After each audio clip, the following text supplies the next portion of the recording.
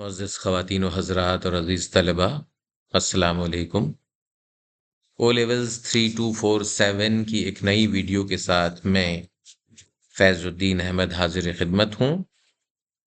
جیسا کہ آپ اسکرین پر دیکھ رہے ہوں گے کہ ہم آج کل نصاب میں شامل ایک مزاحیہ نظم آدمی کا تجزیہ کر رہے ہیں، اور اس حوالے سے ابتدائی طور پر آپ نے 2 ویڈیوز ملاحظہ کر لی ہوں گی۔ ظاہر سی بات ہے کہ ویڈیوز کو تسلسل سے دیکھنا چاہیے تاکہ جو بات اس وقت کہی جا رہی ہے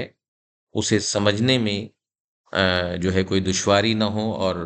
پرانی دیکھی ہوئی ویڈیو کے ذریعے سے آپ اس نئی ویڈیو کو کنیکٹ کر پائیں۔ تو ایک سلسلہ شروع کیا ہوا ہے، ظاہر سی بات ہے کہ ہر موضوع پر 3 سے 4 ویڈیوز میں آپ کے سامنے رکھتا ہوں تاکہ اس ادب پارے کا، چاہے وہ نظم کی صورت میں نصاب میں شامل ہو یا نثر کی صورت میں، اس کا مکمل احاطہ کیا جا سکے، مکمل تجزیہ آپ کے سامنے آ جائے، موضوعات کی سطح پر بھی اور اسلوبیات کی سطح پر بھی۔ تو آج کی جو یہ ویڈیو ہے آدمی کے حوالے سے، نظم آدمی کے حوالے سے، سید ضمیر جعفری کی جو نظم ہے، اس کے حوالے سے یہ تیسری ویڈیو ہے، اور اس میں ہم اسلوب کے حوالے سے اپنی گفتگو کا آغاز کریں گے۔ اس سے قبل آپ نے، ظاہر سی بات ہے کہ اس نظم کے موضوعات پر تفصیلی گفتگو سنی، اس میں سید ضمیر جعفری کے حوالے سے جو ان کی انفرادیت ہے، ان کی جو شاعرانہ محاسن ہیں، موضوعات ہیں، اور اس نظم میں شامل خاص طور پر انسانوں کے حوالے سے جو باتیں شاعر نے کہی ہیں، خاص طور پر انسانوں کی اقسام، اور اس میں موجود فلسفیانہ موضوعات، رومانویت اور حقیقت پسندی کے حوالے سے جو باتیں شاعر نظم میں ہلکے پھلکے انداز میں کرتے جا رہے ہیں، معاشرے کا جو مصنوعی پن اس نظم میں نمایاں ہے، پھر بیرون ملک تلاش روزگار میں جو لوگ چلے جاتے ہیں ان کی جو پریشانیاں ہوتی ہیں، معاشرتی المیوں کو پیش کیا ہے شاعر نے، اور اسی طریقے سے خالص مزاح کا جو عنصر اس نظم میں ہمیں دکھائی دیتا ہے۔ تو یہ وہ باتیں ہیں جو اس سے قبل 2 ویڈیوز میں آپ ملاحظہ کر چکے ہیں، اور آپ کو معلوم ہے کہ یہ سب باتیں میں اپنی کتاب او لیولز اردو 3247 جس کا 3rd ایڈیشن شائع ہو چکا ہے، اور یہ اسکرین پر اس وقت آپ اس کا سرورق دیکھ رہے ہیں، تو یہ جو کتاب ہے 3rd edition, Oxford university press کی کتاب ہے، او لیولز اردو 3247 بک 2، اس کے صفحہ نمبر 287 سے لے کر 298 تک آپ کو یہ تمام کانٹینٹ، یہ تمام باتیں مل جائیں گی جو اس وقت ویڈیو کی شکل میں آپ کے سامنے کہی جا رہی ہیں۔ تو سب سے پہلے ضروری ہے کہ بچوں کے سامنے ان صفحات کو رکھا جائے، ان کا مطالعہ کروایا جائے، ان کی ریڈنگ کروائی جائے، شاعر کا تعارف مختصراً پیش کیا جائے، نظم کو پڑھوایا جائے، بلند خوانی کی جائے، تنقیدی نکات کو سمجھایا جائے کہ اس جو تنقیدی جو مختلف پیراگراف ہیں اس میں کیا باتیں کہی جا رہی ہیں، اسلوب کی سطح پر جو باتیں پیدا ہو رہی ہیں، ضمیر جعفری کے ہاں جو انفرادیت ہے اسلوب کی، طنز اور مزاح کے حوالے سے جو خاص باتیں ہیں اس کو تفصیل سے پیش کیا جائے۔ مشقی سوالات سے مراد یہاں پر یہ ہیں کہ آپ شارٹ کوسچن جو ہے تفہیم کے انداز میں، کمپریہنشن کے انداز میں ایک پیراگراف سے پوچھتے ہیں، اور بچے اسے 3 4 4 5 5 جملوں میں لکھتے ہیں۔ یہ ایک طرح سے مختلف موضوعات کو سمجھنے کی ایک کوشش ہے۔ پھر تفصیلی سوالات ہیں جو امتحان میں آتے ہیں، امتحان میں ظاہر سی بات ہے ذرا ڈیٹیل آنسر ہوتا ہے 350 سے 400 ورڈز کا، اور وہ سیمپل آنسر میں بعد میں انشاءاللہ ضرور آپ لوگوں کے سامنے پیش کروں گا کہ ایک مکمل جواب کسی سوال کا کیسے دیا جا سکتا ہے۔ ابھی تو میں موضوعات کو سمجھا رہا ہوں۔ تو اس وقت جو بات اب آپ کے سامنے پیش کی جائے گی وہ ہے اسلوب کے حوالے سے، اور اسلوب ظاہر سی بات ہے یہ تیسری ویڈیو ہے آدمی پر، اور اسلوب کے حوالے سے یہ پہلی ویڈیو ہے، ذہن میں رکھیے گا۔ تو ضمیر جعفری کے اسلوب کے حوالے سے جو پہلی بات یا پہلا تاثر ہمارے ذہن میں آتا ہے کہ وہ یہ کہ بہت عام فہم انداز ہے ان کا، اور سادہ انداز میں لکھتے ہیں جسے سمجھنے میں کوئی دقت نہیں ہوتی، کوئی پریشانی نہیں ہوتی۔ لب و لہجہ جو ہے وہ ظاہر سی بات ہے کہ اس میں خاص معنی جو ہے پوشیدہ ہوتے ہیں۔ اسلوب میں شاعرانہ محاسن اگر ہم غور سے دیکھیں تو شاعر نے پوئٹک ڈیوائسز، یعنی جس کو ہم تشبیہ، استعارہ، تلمی یہ سب کہتے ہیں، اس کا بھی دلکش استعمال کرتے ہیں، اور اس کے علاوہ زبان و بیان میں جب وہ طنزیہ انداز اپناتے ہیں تو ایسا لگتا ہے کہ وہ ٹھیک نشانے پر جا کر تیر لگ رہا ہے۔ تو تیر کو نشانے پر یعنی چلانا بھی شاعر کا ایک فن ہوتا ہے جو کہ ضمیر جعفری کو آتا ہے۔ طنز کے تیر جب وہ برساتے ہیں تو بالکل نشانے پر وہ چیز لگتی ہے، اور جو معاشرتی اصلاح کا پیغام لے کر وہ اپنی نظم میں جو بات کہنا چاہتے ہیں، وہ بات بہت نمایاں ہو کر، بہت واضح ہو کر قاری کے سامنے پہنچ جاتی ہے۔ تو یہ وہ باتیں ہیں جو ان کے اسلوب کے حوالے سے ابتدائی طور پر ذہن میں رکھنا چاہیے، اور یہ سمجھنا چاہیے کہ ان کے اسلوب کو کیسے لکھنا چاہیے۔ ابتدائی طور پر انٹرو کا یہ پیراگراف آپ کے سامنے ہے، ہمیں یہ بتانا چاہیے کہ سید ضمیر جعفری کا اسلوب عام فہم ہے، سادہ اور سمجھنے میں آسان ہونے کے ساتھ ساتھ شاعرانہ خوبیوں سے بھرپور ہے۔ شاعرانہ اسلوب کو سمجھنے کے لیے ضروری ہے کہ انداز بیاں اور لب و لہجے یعنی ٹون، لفظیات یعنی جس کو ہم کہتے ہیں ڈکشن، اور شاعرانہ محاسن یعنی پوئٹک ڈیوائسز پر توجہ دی جائے۔ ان حوالوں سے سید ضمیر جعفری کا اسلوب اپنے اندر وہ تمام خوبیاں رکھتا ہے جو کسی شاعر کے اسلوب کو دوسرے شاعروں سے منفرد اور ممتاز بناتی ہیں۔ ایک جانب نظم آدمی کے لب و لہجے میں طنزیہ اور افسوس کا انداز موجود ہے، تو دوسری جانب لفظیات اور شاعرانہ محاسن یعنی استعارہ، تشبیہ، تلمیح اور تراکیب لفظی جیسی چیزیں ان کے اسلوب کو دلنشیں بناتی ہیں۔ ڈاکٹر جمیل جالبی نے ان کے اسلوب کی خوبیوں کا ذکر کرتے ہوئے کہا کہ کلام ایسا کہ منہ سے نکلے اور دل میں اتر جائے۔ یہ جمیل جالبی صاحب نے ضمیر جعفری کے حوالے سے کہا کہ کلام ایسا کہ منہ سے نکلے اور دل میں اتر جائے۔ تو یہ وہ تعارفی پیراگراف ہے جو اسلوب کے حوالے سے ضرور بچوں کو سکھانا چاہیے۔ اچھا، اسلوب میں جن 4 پوائنٹس کو، جن 4 نکات کو آج ہم موضوع بنا رہے ہیں، ان میں صوتی اثرات یعنی جو فونیٹیکل جو ایفیکٹ ہے ان کی شاعری میں، طنزیہ لب و لہجہ جو ہمیں دکھائی دیتا ہے، حزنیہ لب و لہجہ یعنی جس میں اداسی بھی ہے، افسردگی بھی ہے، اور جو ان کی شاعری میں ایک موسیقیت ہے، ردھم ہے، ٹھیک ہے؟ تو یہ جو 4 باتیں ہیں، 4 نکات، اسے آج ہم موضوع بنائیں گے، اور اس کو ہم دیکھیں گے کہ ان باتوں کو ہم کیسے تلاش کریں گے اس نظم میں۔ آپ کو معلوم ہے کہ کانٹینٹ کے حوالے سے تفصیلی بات ہو چکی ہے، تو اب میں زیادہ کانٹینٹ پہ بات نہیں کروں گا، وہ آپ دوسری دو ویڈیوز جو پہلی ہیں، ویڈیو نمبر 1 اور 2، اس میں ان باتوں کو دیکھیے۔ آج ہم صرف جو ہے وہ اسلوب کے حوالے سے بات کر رہے ہیں۔ تو پہلا جو ہمارا ٹاپک ہے وہ ہے صوتی اثرات، ٹھیک ہے نا؟ اور صوتی اثرات کے حوالے سے کیا چیز ایسی ہے جس کو ہم پیش کریں گے، ابھی ہم آپ کو بتاتے ہیں۔ جبکہ اس اسلوب کی جو دوسری ویڈیو جب آپ کے سامنے پیش کی جائے گی، اس میں 4 اور باتیں جو میں آپ کے سامنے رکھوں گا، ان میں تلمیحات کا استعمال جو پوئٹک ڈیوائسز میں آتا ہے، سابقے، لاحقے اور تراکیب، شگفتگی اور تازگی، اور پھر اختتام ہم کر دیں گے اسلوب کا بھی۔ تو یہ 2 ویڈیوز جس میں یہ 4 پوائنٹس ضرور ڈسکس کیے جائیں گے۔ آئیے ہم اپنے پہلے پوائنٹ کی طرف چلتے ہیں۔ آپ کا پہلا نقطہ آج کا ہے، وہ ہے صوتی اثرات۔ اچھا، صوتی اثرات پہ اگر ہم سید ضمیر جعفری کی اس نظم کو دیکھیں، تو اس میں ہم دیکھتے ہیں کہ ضمیر جعفری نے بہت فنکاری کے ساتھ، بہت ہی ماہر، ایک جیسے ماہر شاعر ہوتا ہے جو لفظوں کی تکرار کے ذریعے سے اور آوازوں کے زیر و بم کے ذریعے سے، ردھم کے ذریعے سے ایک صوتی اثر پیدا کرتے ہیں نظم میں۔ جیسے بسیار آدمی، پیار آدمی، مزیدار آدمی جیسے جو الفاظ استعمال کیے ہیں، فقرے استعمال کیے ہیں شاعر نے، وہ نظم میں خاص قسم کا ایک صوتی تاثر پیدا کر رہے ہیں۔ تو ضمیر جعفری کے ہم دیکھ سکتے ہیں کہ ایک آہنگ پیدا ہوتا ہے مختلف آوازوں کے فنکارانہ استعمال سے، اور وہ صوتی تاثر جب ابھر کر کے نظم کے تاثر کو بڑھاتا ہے، تو ظاہر سی بات ہے کہ وہ بہت سننے میں اور پڑھنے میں بہت اچھا لگتا ہے۔ خاص طور پر نظم میں شامل جو ایک شعر ہے، پتلی گردن، پتلے ابرو، پتلے لب، پتلی کمر۔ اب یہ پتلے اور پتلی کو جس طریقے سے 4 بار استعمال کر کے تکرار پیدا کی ہے، لیکن اس میں ردھم موجود ہے۔ پتلی گردن، پتلے ابرو، پتلے لب، پتلی کمر، جتنا بیمار آدمی اتنا طرح دار آدمی۔ اب یہ پتلی گردن، پتلے ابرو، پتلے لب، پتلی کمر، یہ ایک خاص قسم کا صوتی تاثر پیدا کر رہے ہیں اور شعر کے حسن کو بڑھا رہے ہیں۔ حالانکہ تکرار کو بعض اوقات بہت یعنی برا بھی سمجھا جاتا ہے، لیکن شاعر یہاں پر کسی بات کو واضح کرنے کے لیے مختلف آدمی کی قسمیں بتا رہے ہیں، ظاہر سی بات ہے، تو اس کو بتاتے ہوئے جو انداز اپنا رہے ہیں، اس سے صوتی آہنگ پیدا ہو رہا ہے۔ اب ان باتوں کو سمجھنے کے بعد اور شعر سے اس کی مثال جو ریفرنس ہے اس کو دیکھنے کے بعد، ہم آئیے دیکھتے ہیں کہ اس کو لکھیں گے کیسے۔ ضمیر جعفری نے اس نظم میں صوتی اثرات یعنی ساؤنڈ افیکٹ سے مزاح پیدا کرنے کی کامیاب کوشش کی ہے۔ اس صوتی تاثر کو ردیف اور قافیے کی صورت میں دیکھا جا سکتا ہے۔ مثال کے طور پر سمجھدار آدمی، طرحدار آدمی، بسیار آدمی، پیار آدمی، مزیدار آدمی وغیرہ جیسی آوازیں شعر میں آہنگ اور صوتی تاثر کو نمایاں کرتی ہیں، لیکن بعض اوقات شاعر محض مصرے میں آواز کی تکرار یعنی ریپیٹیشن سے، آوازوں کی ریپیٹیشن کے ذریعے شعر کے حسن میں بے پناہ اضافہ کر دیتے ہیں، جیسے پتلی گردن، پتلے ابرو، پتلے لب، پتلی کمر۔ اب یہ جو چار میں نے یہاں پر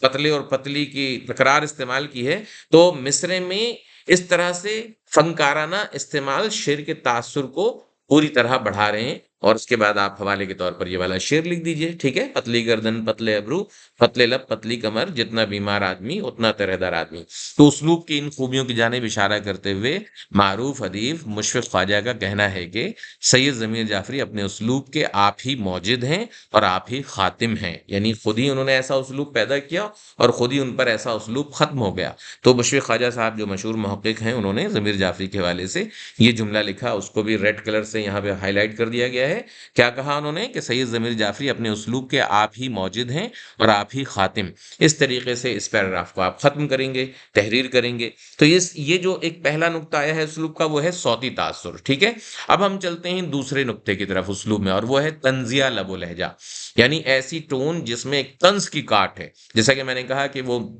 بعض اوقات ایسے طنز کے نشتر چلاتے ہیں کہ فوراً وہ بات نشانے پر لگتی ہے، اور ظاہر سی بات ہے ایسا اس وقت زیادہ بہتر تاثر قائم ہوتا ہے جب ہم معاشرتی ناہمواریوں کے خلاف کوئی بات کرتے ہیں، سوشل انجسٹس ہے، سوشل جو ہے وہ ایکویلٹی نہیں ہے، زندگی کی مشکلات پر کوئی طنز کیا جا رہا ہے، یا پھر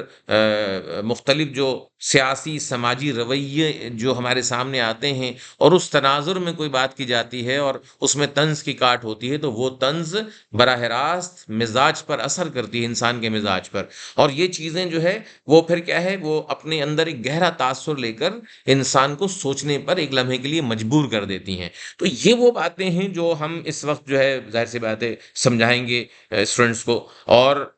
خاص طور پر اس نظم میں دو ایک شعر تو ایسے ہیں نا کہ جو بالکل جا کر کے نشانے پر لگتے ہیں۔ مثال کے طور پہ جب شاعر یہ کہتا ہے کہ تھا کبھی علم آدمی، دل آدمی، پیار آدمی، آج کل زر آدمی، قصر آدمی، کار آدمی، تو یہ جو معاشرتی رویوں کا موازنہ کرتے ہوئے شاعر جب پرانے زمانے میں، ماضی میں انسانوں کے اندر جو پیار و محبت تھی، انسان کے اندر جو علم کی طلب تھی، نالج کی جو اہمیت تھی، معلومات اور علم کی بنیاد پر لوگوں کو پرکھا جاتا تھا، سمجھا جاتا تھا، لیکن آج کل صرف ایک ہی چیز دیکھی جاتی ہے کہ کس کے پاس کتنا پیسہ ہے، کتنا زر ہے، کتنی دولت ہے، کیسی گاڑی پہ وہ بیٹھتا ہے، کیسا محل ہے اس کے پاس۔ جب یہ رویے تبدیل ہوئے تو شاعر نے اس شعر میں آپ دیکھیے ان رویوں کا موازنہ کیا، تھا، اب اس نے ماضی کا صیغہ استعمال کیا، تھا کبھی دل آدمی، ٹھیک ہے نا، تھا کبھی علم آدمی، دل آدمی، پیار آدمی، آج کل زر آدمی، قصر آدمی، کار آدمی۔ تو اس طرح کے معاشرتی رویوں پر جب طنز کیا جاتا ہے تو یہ چیز براہ راست قاری کے ذہن کو متاثر کرتی ہے اور ان معاشرتی رویوں کو سمجھنے میں مددگار ثابت ہوتی ہے۔ تو ضمیر جعفری کی اس نظم میں اس طرح کی باتیں ہمیں کافی ملتی ہیں، اور اس شعر کو بنیاد بنا کر ہم طنزیہ لب و لہجے پر گفتگو کر سکتے ہیں کہ وہ کس طریقے سے معاشرتی ناہمواریوں پر طنز کرتے تھے، تاریخی، سیاسی اور سماجی منظرنامے کو اپنے مشاہدے کی گہرائی کے زور پر کس طریقے سے جانچتے تھے، زندگی کی مشکلات پر کیسے وہ طنز کرتے تھے، اور یہ نظم جو ہے کس طریقے سے سماجی رویوں کو بیان کرنے میں مددگار ثابت ہو رہی ہے۔ یہ باتیں سمجھا کے اس کے بعد آئیے اس پیراگراف کو دیکھتے ہیں لکھیں گے کیسے۔ چلیے دیکھیے اس اسکرین پر، ضمیر جعفری کی اس نظم میں طنز کی کاٹ بہت نمایاں ہے۔ انہوں نے اس نظم کے ہر شعر میں طنز کے نشتر کچھ اس طرح چلائے ہیں کہ قاری طنز کی اس کاٹ کو اپنے دل میں محسوس کرتا ہے۔ وہ اپنے مرشد مولانا چراغ حسن حضرت کے اس قول پر پورا اترتے دکھائی دیتے ہیں کہ طنز اور مزاح نگار میں اتنا حوصلہ ہونا چاہیے کہ وہ موت کے سامنے بانسری بجا سکے۔ اور واقعی ضمیر جعفری نے معاشرتی ناہمواریوں اور زندگی کی مشکلات کو اپنے طنزیہ لب و لہجے سے کچھ اس طرح اجاگر کیا ہے کہ وہ مسئلہ سب کے سامنے پوری طرح عیاں ہو گیا ہے۔ انہوں نے بڑے ہلکے پھلکے انداز میں ان معاشرتی مسائل پر ہماری توجہ دلوائی اور کہیں بھی جارحانہ انداز اختیار نہیں کیا۔ اپنے اشعار میں زمانے کے ماحول، تاریخی، سیاسی اور سماجی تناظر کو پیش کرنے کے لیے جو لہجہ اختیار کیا وہ بلا شبہ ایک مثالی انداز ہے۔ ان کے اس انداز سے خود ان کی کہی ہوئی بات کی تائید ہوتی ہے کہ قلم کا کام جنگ کرنا نہیں نہیں بلکہ جنگ کو روکنا ہے۔ لب و لہجے کی ان خوبیوں کو اس نظم کے اکثر اشعار میں دیکھا جا سکتا ہے۔ نظم آدمی جو ہے وہ طنز اور مزاح کے حوالے سے ایک بہترین ادب پارہ شمار کیا جائے گا۔ ایک ایسا ہی شعر ملاحظہ کیجئے: تھا کبھی علم آدمی،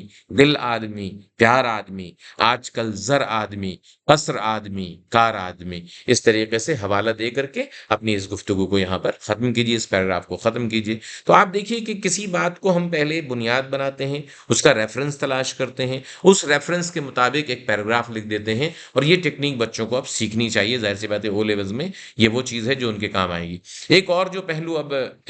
ہم اس وقت ڈسکس کریں گے وہ ہے حزنیہ لب و لہجہ۔ اچھا، حزنیہ لب و لہجے سے کیا مراد ہے؟ ظاہر سی بات ہے غم کی شدت جس لہجے میں جھلک رہی ہو، دکھائی دے رہی ہو، ایسا لب و لہجہ جس میں غم و الم کی کیفیت نمایاں ہو، اس کو ہم کہتے ہیں حزنیہ لب و لہجہ۔ معاشرے کے اجتماعی جو صورتحال تھی اس پر کسی بھی شاعر کا دل جو ہے وہ ظاہر سی بات ہے بے چین رہتا ہے، بےتاب رہتا ہے، اداس رہتا ہے، افسردہ رہتا ہے۔ غم کی اس شدت کو محسوس کرتے ہوئے شاعر نے معاشرتی المیوں کو جب پیش کیا تو ان کے لہجے میں، ان کے لب و لہجے میں ایک حزنیہ تاثر خود بخود سامنے آ جاتا ہے۔ اچھا، وہ حزنیہ تاثر ظاہر سی بات ہے افسوس کا بھی ہے اور افسردگی کا بھی ہے، کبھی کبھی ملال بھی ہے اور اس میں پچھتاوا بھی ہے۔ ہم اگر اس نظم کے اشعار کو دیکھیں، اور خاص طور پر یہ جو شعر ہے آپ دیکھیے گا جو اس میں بڑی اہم بات کر رہا ہے شاعر، اور وہ شعر کون سا ہے کہ کل بلاتی بستیاں مشکل سے دو چار آدمی۔ اب دیکھیں، کل بلاتی بستیاں مشکل سے دو چار آدمی ہیں۔ دنیا میں اس وقت 7-8 ارب کی آبادی ہے، لیکن شاعر کے نزدیک انسان اور آدمی کی سطح پر،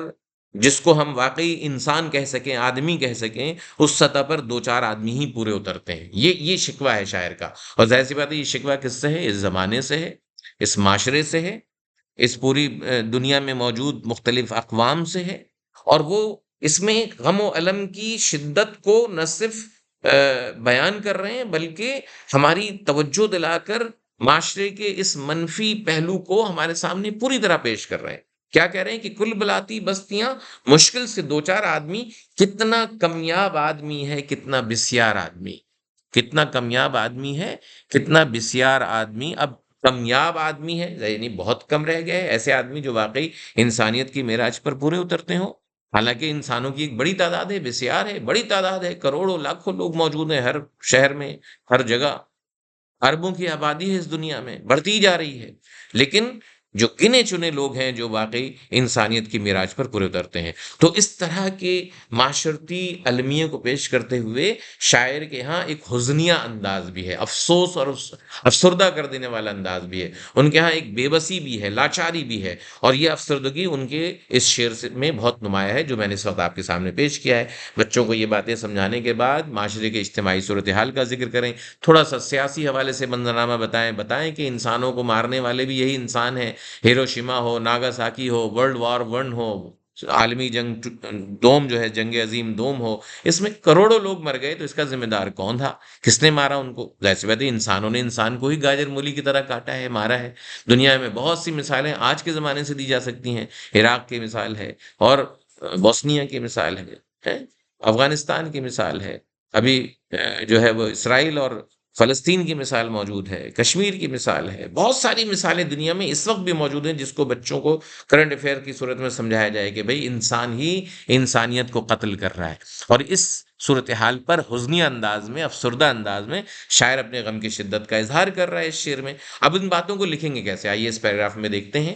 مزاحیہ شاعر بعض اوقات اپنے انفرادی غم کو پیش کرنے کے بجائے اجتماعی صورتحال کو کچھ اس طرح پیش کرتا ہے کہ اس کے غم کی شدت پوری طرح نمایاں ہو جاتی ہے۔ اس نظم میں بھی شاعر نے بعض اشعار میں اپنے حزنیہ لب و لہجے کو استعمال کر کے معاشرتی المیوں کو بڑے مؤثر انداز میں پیش کیا ہے۔ ان کی مزاحیہ شاعری میں ایسے اشعار بھی ملتے ہیں جن میں وہ معاشرے کی صورتحال سے مطمئن دکھائی نہیں دیتے، اور وہ بھرے مجمع میں انسانوں کو تلاش کرتے دکھائی دیتے ہیں۔ وہ ایسے انسانوں کے کمیاب ہونے کی طرف اشارہ کرتے ہیں جو واقعی انسان کہلانے کے مستحق ہیں، اور جب انہیں ایسے لوگ نہیں ملتے، ایسے انسان نہیں ملتے، تو افسردہ انداز میں یہ کہنے پر مجبور ہو جاتے ہیں: کل بلاتی بستیاں مشکل سے دو چار آدمی، کتنا کمیاب آدمی، کتنا کمیاب آدمی ہے، کتنا بسیار آدمی۔ اب یہ مثال ہم نے ریفرنس کے طور پہ دے دیا، اس کے بعد آگے بڑھتے ہیں جی۔ اب آج کی اس ویڈیو کا آخری پوائنٹ ہم اس وقت ڈسکس کر رہے ہیں، اس کے بعد ایک ویڈیو اور ہوگی جس میں 4 اور اسلوب کے حوالے سے پوائنٹس آپ کے سامنے رکھ دیے جائیں گے۔ اب جو آخری موضوع ہے وہ ہے موسیقیت، ٹھیک ہے، ترنم، نغمگی، موسیقیت۔ ظاہر سی بات ہے اس کا تعلق تو گائکی سے ہے، میوزک سے ہے، لیکن میوزک میں بھی، موسیقی میں بھی جو نغمگی کا تاثر یا غنائیت پیدا ہوتی ہے، اس میں شاعر نے جو لفظیات استعمال کی اور جو کچھ اس نے اشعار کی شکل میں ہمارے سامنے پیش کیا، اس کا گہرا تعلق ہوتا ہے۔ اس میں ڈکشن کے علاوہ ردیف قافیہ کا کیسا استعمال ہے، لفظی تکرار کو کس طریقے سے برتا گیا ہے، اور ظاہر سی بات ہے کہ سر اور لے کو سامنے رکھتے ہوئے جب ان باتوں کو دیکھا جاتا ہے تو ایسا محسوس ہوتا ہے کہ ان باتوں کو آسانی سے گایا بھی جا سکتا ہے، میوزک کی شکل میں بھی پیش کیا جا سکتا ہے۔ تو ضمیر جعفری کی اس نظم میں بھی ہمیں یہ تاثر نظر آتا ہے، موسیقیت کا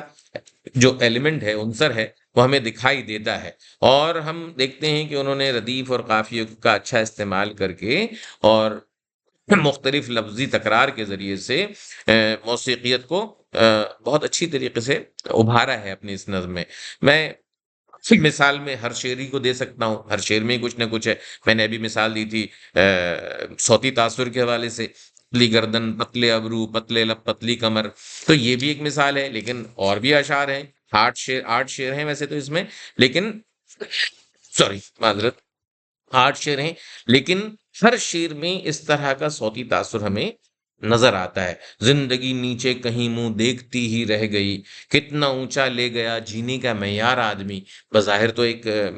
ردھم ہے، ایک موسیقیت ہے، لیکن خاص قسم کا پیغام بھی ہے، اور زندگی میں جو کچھ ظاہر سی بات ہے جینے کے معیار جس طریقے سے بدل رہے ہیں اس کی طرف اشارہ تو ہے ہی، ہماری توجہ دلوائی گئی ہے، مگر ساتھ میں اسے جس انداز میں پیش کیا گیا ہے وہ ایک اہم بات ہے، جس میں سر ہے، لے ہے۔ تو ان باتوں کو اب لکھیں گے کیسے، آئیے دیکھتے ہیں، اور اس کے بعد پھر آج کی گفتگو ہم ختم کریں گے۔ ظاہر سی بات ہے کہ یہ اہم باتیں ہیں جس کو اپنے سامنے ضرور رکھنا چاہیے۔ شاعری اور موسیقی کے درمیان گہرا تعلق ہے۔ ایک طویل عرصے سے اردو نظموں اور غزلوں کو ٹی وی اور ریڈیو پر گایا جاتا ہے۔ شاعر کی طبیعت موضوع ہونے کی وجہ سے اشعار کے الفاظ کو موسیقی کی دھنوں یا سروں پر بھی بآسانی گایا جا سکتا ہے۔ شعر میں موجود قافیے اور ردیف کی تکرار انہیں موسیقی کے لیے موضوع بناتی ہے۔ نظم آدمی میں ردیف آدمی کی تکرار سے موسیقیت پیدا کی جا رہی ہے۔ یہ جو پوری نظم میں آدمی آدمی کی تکرار ہے، آپ کو ہر ظاہر سی بات ہے، میں نے بتایا تھا کہ غزل کی فارم میں لکھی گئی یہ نظم ہے جس کا عنوان دے دیا گیا ہے، تو اس میں ردیف اور قافیے کی تھوڑی پابندی دکھائی دیتی ہے، اور آدمی آدمی کی جو تکرار ہے اس سے ایک موسیقیت پیدا ہو رہی ہے۔ اس کے علاوہ قافیے کے طور پر استعمال ہونے والے الفاظ پیار، کار، چار، بسیار، طرح دار، معیار، سمجھدار، کم آزار اور مزیدار وغیرہ جیسے قافیے اس نظم کو موسیقی سے قریب